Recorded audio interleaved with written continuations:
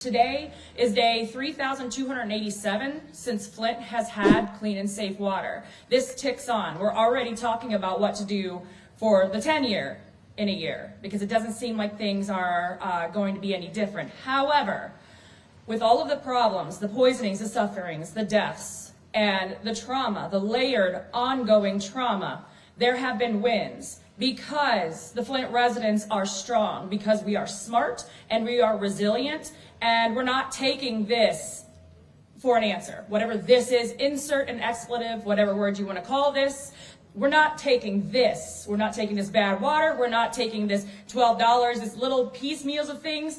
We're going to keep fighting for what we deserve to make Flint whole, because only the residents of Flint know what justice means for us and what we need to live safe and properly, respectfully in our own homes. Things are not fixed in Flint. We're still fighting. We still need everybody's support and everything to get the truth out, but also to continue to pressure these elected officials, our state and especially our city government and our missing mayor and the city administration that's holding up the pipe replacement, the service line replacement, and not giving people the information they need to be safe in their own homes. So yeah, we're still fighting, we're still going for pretty much a last minute, because we're all tired. For a last minute weekday thing, this wasn't bad. There were people that saw us on the local news and came in real quick, but we're going to have additional meetings and continue to inform people, because we have to, because we can't rely on the people who are responsible to get the information to the people they're supposed to be protecting. And any message to Attorney General Nessel, who I reached out to find out what's the status of the quote-unquote active investigation? Any message on where that investigation stands? Again, I want to know what Attorney General Nessel and that whole office, what their definition of justice is, because letting the people who poisoned us go free after you violated their constitutional rights is not justice for Flint. And does this mean that if I decide to poison 100,000 people, I can get away with it too? Is this the precedent we're setting? And obviously there's a lot of sick people, there's a lot of injured people. People are still suffering and still doing the job of our government to take care of one another. Why is nobody behind bars for poisoning us? Why is nobody behind bars for wrecking our immune systems, for killing off our loved ones? Why is poisoning Flint not a crime? So we have setbacks, even of the past year, include incomplete pipe replacements, incomplete yard restoration, resumption of water shutoffs, drop charges of former Governor Rick Snyder and company, along with an underwhelming water settlement struck in the judicial system. Something that really bothers me, and I don't even live here, is all this media talk that, the testing shows the levels are fine, the lead levels are safe. All you got to do is come here as a journalist and talk to enough people. You're saying that your daughter instantly gets rashes in the water like 9 years later. You've had issues. Talk about your experience currently with your water. Right now we have I don't know what it is. It's some black stuff. Sometimes it looks like it might be even shiny, and it's just like a whole bunch of it. And when I cut my water on, it comes out, and it just it fills up my bathtub. So luckily I have a shower head with a filter, and so that keeps it from coming on us. But of course, we can't take no baths anyway, especially being a female. But and then we also have some sewer smells coming out. Like when you cut the water on, it's just like this big plume of fart smell. It's really gross. And then and then my daughter, she breaks out. I've got high blood pressure. I got super, super dry skin. I had to put lotion on. You got to do it every day, or your skin just hurts. I mean, it feels like you're drying out. All of it is so annoying. I'm tired of living this way. When you don't have water, like when you go camping and everything, you get a jug of water, and it's not really that big of a deal to pour a cup or pour some little water in a pan to cook. But you're doing that for a couple of days, a week, couple weeks maybe. But this has been every day for 9 freaking years, and I'm sick of it. I'm sick of trying to lift up these big old 5-gallon things of water. I'm sick of my skin hurting. I'm sick of worrying about my daughter breaking out. And right now, my daughter just had my grandbaby, and so and she's just now 4 months, and I have no idea how she's going to fare in this water. And so right now, every water that touches her is bottled water. And we go through a lot of, we have to give her like a lot of water to give her a bath. I mean, we could just give her sponge baths, but I mean, how fun is that? How many bottled waters you got to go through to give her a bath? We use a half of a 5 gallons, so 2.5 gallons.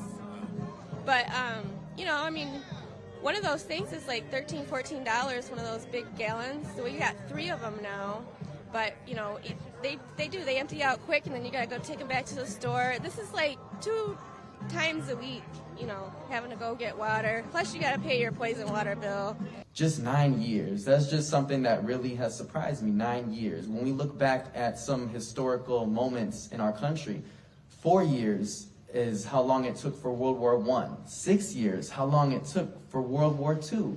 And now 9 years. And now many of those conflicts happened across seas and other territories and regions, yet a large battle that we're facing is taking 9 years, and it's within our own borders here in the city of Flint. And that's just mind-blowing to me. We're standing here on these grounds 9 years later after a conspiracy was took on to poison the water of the city of Flint and its residents. And those of us who've been here from the beginning, who lived in the city of Flint and who suffered from the water, we're still suffering, not only because of what took place, but because the people who are in charge and the people who are invested or divested in this conspiracy are moving like turtles and snails. Thank you. My name is Mark Fancher. I'm the staff attorney for the Racial Justice Project of the ACLU of Michigan. And we want to say, on behalf of the ACLU of Michigan, that we are extremely proud to be in any way connected with, working with, in solidarity with the people of Flint, who throughout this crisis have demonstrated the utmost poise, the utmost courage in the face of the most tremendous adversity. And so we want to say that water should not only be clean, but water should be affordable. And this problem, which is the focal point of the struggle in this city, is one that will have meaning only if, when people have clean water, they're able to actually get it flowing in their homes. But even though we are fighting for a statewide water affordability program, we don't have one in Flint. We have water assistance, and that is a different. Water assistance and water affordability are 2 different things. And that is something that we are fighting, because at the cost of water in Flint, almost 60% is going to pay off debt, structural debt. It's not right. It is unconscionable. I live by myself, and it lasted, I want to say 4 months, which is not enough. Like the fact that $57 a month is just going to the fees, and that's just me by myself. And this is something that we are still struggling with in the city of Flint. This is Naira Sharif. She's the head of Flint Rising, which is, to me, the top group of activists here have been fighting pretty much since the jump. You've had health problems. You've had to go through the Snyder administration, battles with them, Whitmer administration, different mayors here. Just talk to people. Did you ever think you'd be fighting 9 years later for a lot of the same things? No, definitely not. I mean, like, even going back to like 2011 when we went under state receivership, what I think that, you know, this is going to take up so much of my life, like, I wouldn't have thought that at all. Like, I had like a whole nother life with other activities that I like to do. And like when you have chronic illness caused by, like just a government conspiracy is just a whole nother type of like trauma that you have to process versus, like you just have like a regular kind of like health diagnosis. I mean, what do you say? I mean, nobody is in prison. Nobody's faced a jury. And the current attorney general, as far as I can tell, her investigation has failed. I would say, like, using polite speech. I would say it's Need to be polite. disappointing. I would say using, like, how I would normally talk, like it's hella fucked up, that, this could happen in a community within the United States. And I'm like, what type of society that we live in? Like, what is the U.S. all about? The U.S. is about, like, poisoning a whole community and then, like, not doing shit about it. Like, that is who we are, just with a lot of the other things. Like, we have to discern and eliminate, like, kind of like the mythos of the United States and that story that we tell ourselves of, like, how this is the greatest country. It's like, yeah, it's the greatest country in, like, environmental racism. Like, it's the greatest country, like, police brutality. It's, like, the greatest country in mass incarceration. Like, that's who we actually are. And it's time for us to, like, take off these rose-colored glasses that we kind of have nailed to our faces so we can actually work towards, like, making those structural shifts that we need to get the justice that Flint residents need. Yeah, but I'm glad to be here today surrounded by people 9 years ago when we protested and raised the issue. And so the subject matter that I'm speaking on today is the objections and the protests we had to the specifics of the water lawsuit settlement. $600 million. Me and Mayor Weaver and others thought it should be $1.6 billion or more. We believe that there shouldn't have been a $1,000 cap on certain grown folks in residence. I even look at the category of distribution for children, 6 and under. Maybe a high percentage of the money will go there. Whatever age they would be now, if they were 6 then, they'd be about 15 now. But it was all categories of children that was affected.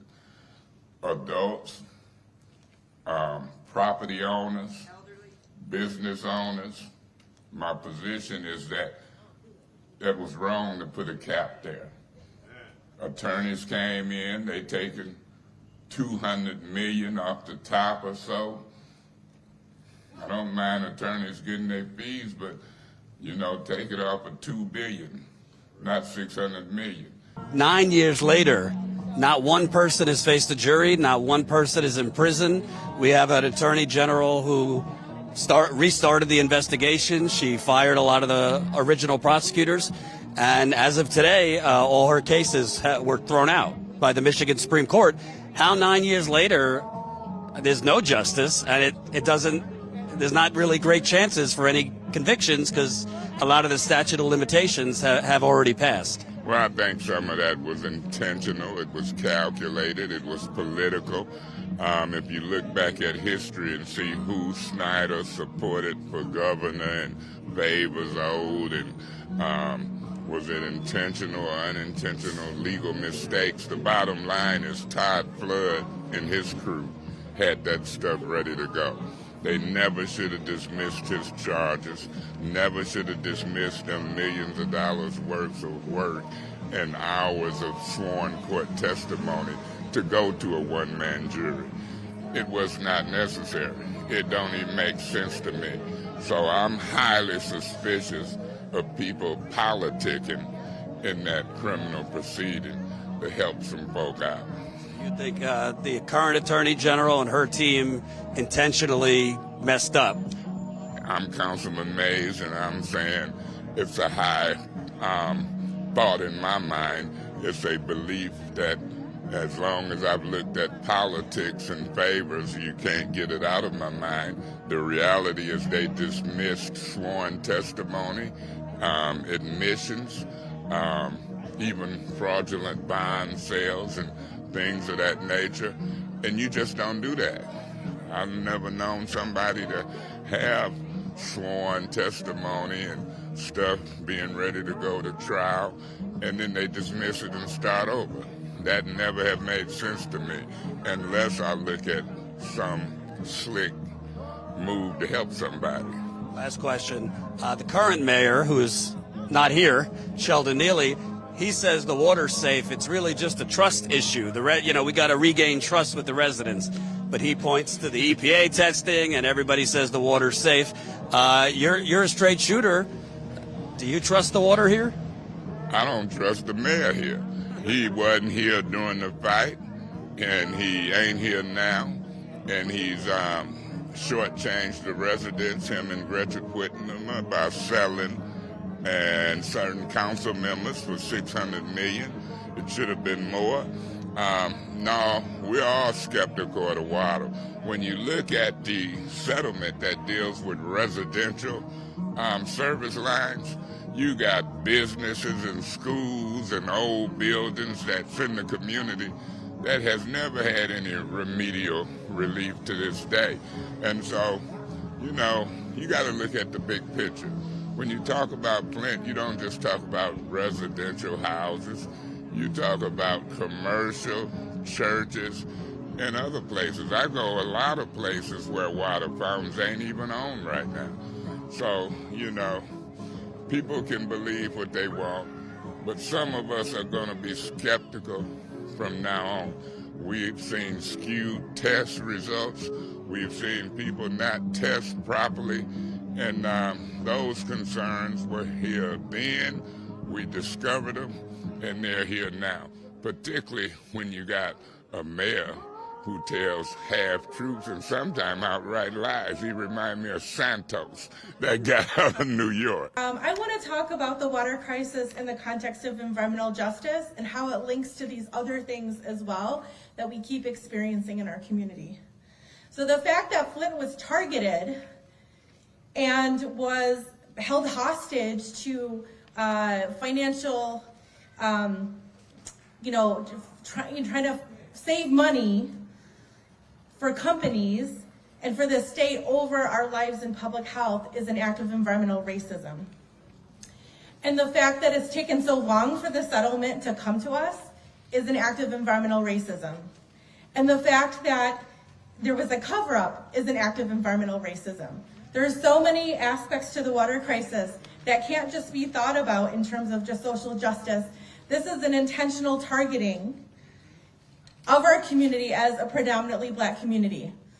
And so we cannot forget that context, not only for the cover-up of the water crisis and how long it took to have a robust response and still an incomplete response, but the fact that it's been dragged out for 9 years and we're not seeing justice yet. Kind of talk about just 9 years later, nationally, the media is really nowhere to be found on this. What should people know about what's still going on here? Well, there's a lot of questions. Am I talking loud enough? Okay. There's still a lot of questions about the state of the water, the water infrastructure. Okay, let me back up. There's a lot of questions about the state of the water, the status of the health of the water, because in areas where you have a lot of vacancy in Flint, you have the water sitting in those pipes longer, and then the chlorine evaporates, and then you can have bacteria growing in it. So what might seem fine coming out of the water treatment plant, this was the same issue 9 years ago, might seem fine there, but the quality of the water changes as it moves through the system. So there's structural issues that have not been fixed.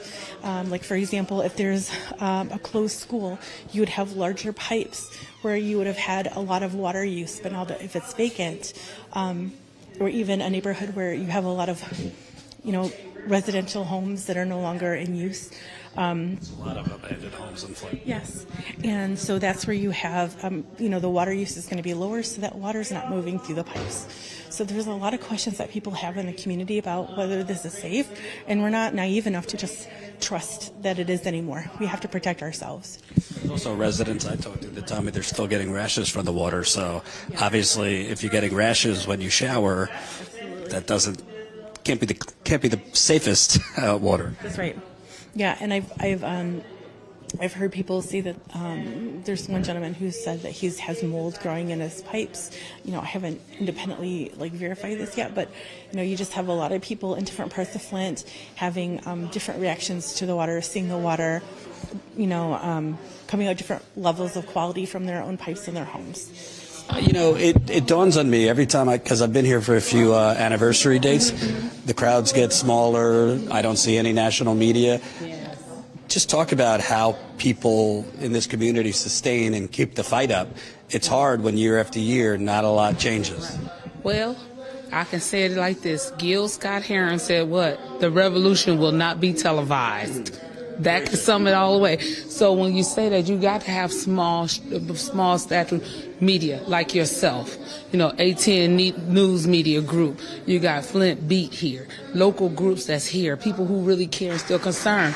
I work down in Ohio on doing a contract. So I live here, but I go down there. So every time I go down there, when I was doing my home care, I had on my sweat hoodie that says, Flint Lives Matter, or dying for a drink or something like that. And they was like, where you from? And I say, Flint, Michigan. They still ain't got y'all water fixed? No, it's still not fixed. People across the country actually thought we were okay and thought the water was okay. But us just constantly wearing these shirts, like the shirts that Sister Melissa and them have. You know, the shirts Democracy Defense have. We wear those shirts when we go on vacation. So people in another country even knows that we don't have good, clean water. So if you going out to California, wear a Flint shirt one day. It strikes up a conversation. Buy a Flint shirt and send it to a relative in another city.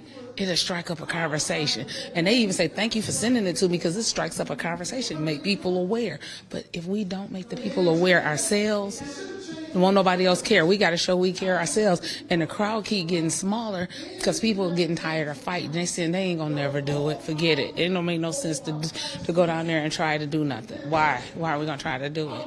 We got to keep going. You can't get tired. You can't get it. You got to keep up that resilience. You got to keep it moving. Well, also, you said, I don't think a lot of people realize the crowds keep getting smaller because a lot of people have died. The state put out this total bullshit number, excuse my French, that 12 people died as a result of Legionnaires. PBS reported it could be hundreds. I just talked to somebody yesterday who, I won't name who, said if you exhume bodies in Flint, you might find hundreds, if not thousands, of people that died, whether it be of Legionnaires or other things. People are dying at young ages, 30s, 40s, 50s, of cancers that they don't have a lot of family history for, liver problems, kidney problems, but that doesn't get attributed to the water crisis. Can you talk about just the loss in the community, people that have gone, and also the fact that the people that are still here are getting sicker? A lot of people are getting sicker every year. So I'll take 3 relatives of mine. Tracy Atkins, she died in 2018 from cancer. We don't know if it was related to the water because she didn't have time to get tested to see if there was a problem with it. By the time she found out she had gallbladder cancer, was like October, November. She was dead by February. Okay? Was there a family history of that kind of cancer? No family history. So you take my sister, who I hear that she had cancer, she just didn't tell us. But last year, 2 years ago, she died from COVID-related things. And I'm just going to tell you, they did her wrong with COVID over at Hurley Hospital because they gave her and put her on a vent. Told her, said, we want to help you breathe. Is it okay if we put you on a vent? And she said, yeah. She don't know her oxygen levels is low. They never called us and contacted the family until after they did it. And so once they did it and we started accusing them, like, why would you do it? I always say, Hurley, you never gave me the chance to properly tell my sister goodbye. So she died. They did put her on a vent? They put her on a vent and never got a chance to let her even talk to us before she went on the vent, or else at least talk to her where she could hear us and we can know that she's responding to us. And then my auntie, I got an aunt that just died less than 2 weeks ago. 2 weeks to be Thursday. We just buried her last Thursday. She had cancer. She had her water pipes in her house that burst underneath, like the drains and stuff. She didn't even know, and it was leaking underneath her house, had built up so much mold underneath her house. She died from lung cancer. We don't have lung cancer or a history of that in our family, but she did smoke. So they're going to attribute it, of course, to smoking, but she had stopped smoking for years, but still just the same. I know that's what they're going to attribute it to. But she had mold so bad underneath her house, she couldn't hardly even breathe. She had to go on oxygen like almost immediately when they found it, and then she got screwed over with getting her house fixed up because it just didn't get taken care of properly. And she keep trying to get them to do it, get the contractor to do it. The contractor didn't come out and fix it properly. But you talk about those cancers, but now take it back to the settlement. My sister, who did have a case filed, we don't know where her case is at because we don't know what lawyer she filed it through. None of us knew. So how do we find that out? We got to start calling all of the lawyers. Now you want to make us on top of grieving for her. Now we got to call and try to find out where her lawsuit was at. We're not greedy for the money. We want her settlement. We want justice for her. But these are the things that the city should have taken care of and the state should have taken care of. So there's been efforts to kind of sweep this under the rug, state, local, federal, for years. Absolutely. It's even current in our own administration right now. When you look at the amount of money that's come into the city from the water crisis and the fact that we can't trace all of those donations or where they went, the fact that they would have to get administered from the state to the city. Then when you factor in all these other funds that come in from like ARPA and COVID, city's been sitting on a lot of funding in their bank accounts just collecting escrow, right? They're not really doing as much as they could. So the only thing I can think of is that they're trying to keep onto that extra tax money to fight off, lack of revenue gain, right? So that we can stave off state emergency management once again. We've had to make certain that the state is being authentic with what they're saying about these regulations and whatnot. There's still a lot of information that doesn't necessarily get out. It's 9 years and still people think that this crisis is over. When President Obama came in and drank the water and did a PR stunt, That being said, we still have... According to Michael Moore, that was water from Air Force One, not even Flint water. Yeah, like I said, PR stunt, right? I was in that room. I heard all the gasps from people. I saw people holding up their water bottles saying, no, don't drink that. This is a genuine crisis, and he took advantage of that. But also in that, he silenced that. And he silenced a lot of the voice and movement in Flint. And I'm a little annoyed that our elected officials and leaders think that we can so easily be defeated. Hope is the antithesis to apathy, and apathy is what they want right now. It's the easiest way. If we opt out ourselves, then they don't have to do anything to keep doing the system going better, right? We're not holding them accountable, but we have to have that hope to fight that apathy. So this is my hope right now that we are reaching a tipping point with this. We are going to see a lot more development as this rolls out. We're not done. As many of the speakers said, we still don't trust the water. There's still a lot that the city is withholding on or being very slow on. And I understand a lot of things changed after COVID, but we've moved out of that for about 2 years now. So I'm hoping that they can pick up the pace, because there's a lot of people who've been waiting for water for about a decade now. Here we are in the 9th year of this water crisis. And in some ways, we're worse off than we were last year when we had this commemoration ceremony. Because last year, we were still having people sign up for the water settlement, the big lawsuit against the state of Michigan and some of the other players and actors. And we were in that process, and here we are 1 year later, nobody's gotten a dime. So we were in a process that we thought was going to have some results this time last year, and nobody's got paid yet. Number two, last year at this time, we had water pods to deliver halfway decent water to residents. They could pick up water at some of the churches and stuff. That ended January 1st. Last year this time, there were a moratorium on shutoffs here in the city of Flint. That's ended January 1st. We're in worse position than we was last year. Last year. And as far as the cost of water, we want your viewers to understand, we in Michigan is surrounded by 1/5 of the world's fresh water, not just the United States fresh water. We happen to be a part of 1/5 through our Great Lakes, 1/5 of the world's fresh water supply. And we in Flint pay among the highest water rates in the nation. We believe that we should be the stewards of our water so that it's clean, affordable, and everything else. But no, instead, we are being hijacked by the bond market in New York. So, in other words, while people's water is being shut off here in the city of Flint, we got the CEO of J.P. Morgan making big money.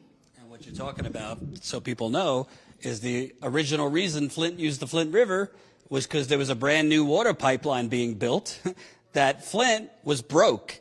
It didn't have money to join a new water pipeline, but through a scheme, a financial scheme, Flint was able to borrow $85 million to join this, frankly, unnecessary water system.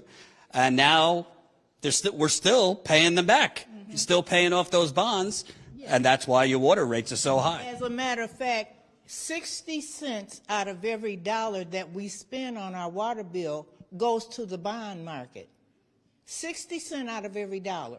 So now that we see ourselves, the modicum of success that we have had, we're losing that. And so what are we going to do? We're going to up the ante.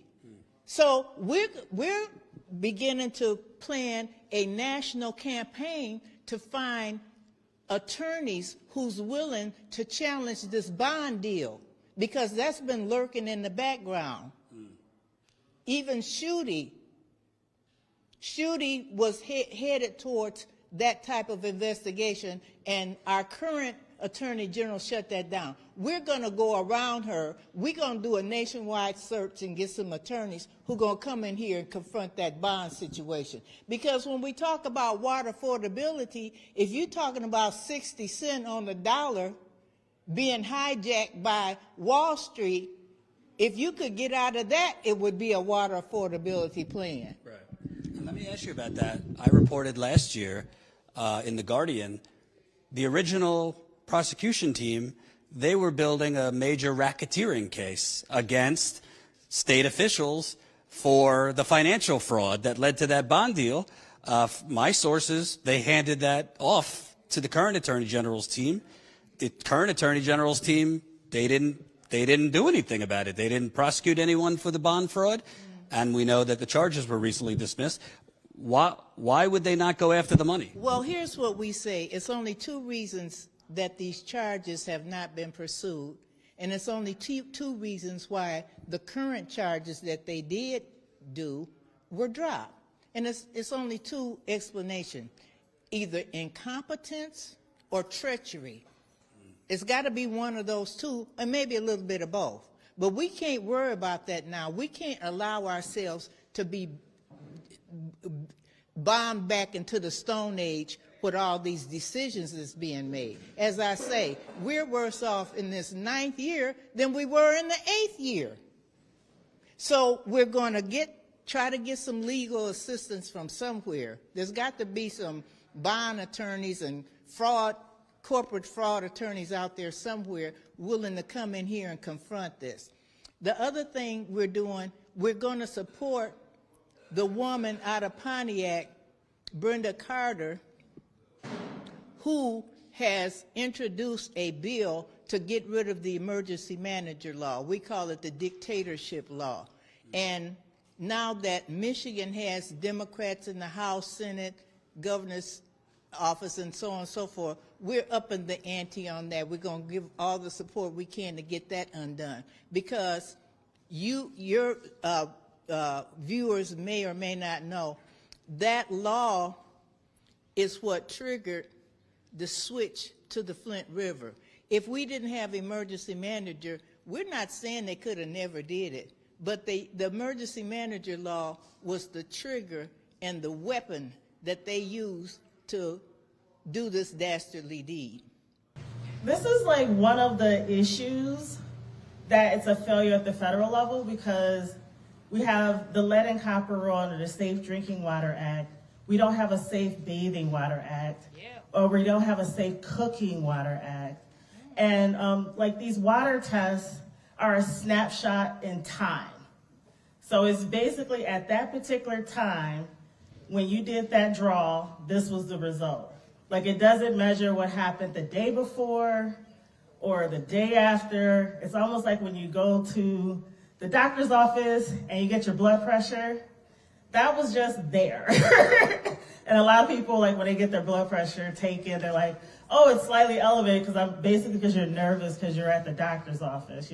In addition to testing the water from time to time because they're required to, and reporting whatever it is that we're reporting, and please don't ever think that the people of Flint have any reason at all to believe or trust the numbers that are reported. In addition to that, we are having water main breaks at record numbers still. And every single time there's a water main break, there's an added risk of contamination of the water from bacteria. And we already have low water pressure in general. And as these water main breaks occur, and they can't be planned for, nobody knows where they're going to happen, everybody in the area is one more time at risk. And sometimes we're told about it, and we're told to boil our water, and sometimes we're unaware of it. So the damage that's done isn't just to the water that's tested at the tap or that's tested someplace at one of the testing sites. The damage that's done is a community of people who over and over and over again are not kept informed.